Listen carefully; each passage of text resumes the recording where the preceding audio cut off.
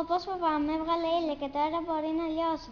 Είχα υποσχεθεί στη Μαριάννα να μην λιώσω και τώρα που έβγαλε ήλιο...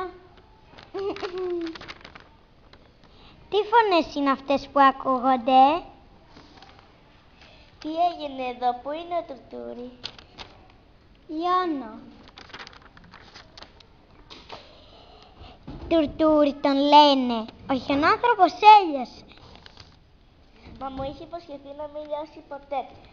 Φανούλη, Φανούλη, ο χιονάνθρωπος έχει λιώσει. Τι έγινε εδώ? Τι έγινε Μαριάννα και φωνάζεις? Έχω μια ιδέα, να φτιάξουμε έναν άλλο χιονάνθρωπο.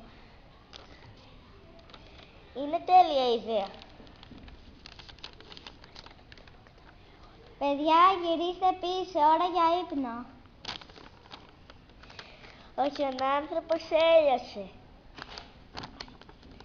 Ποιος χιονάνθρωπος, ψέματα λέτε, για να κάθεστε έξω.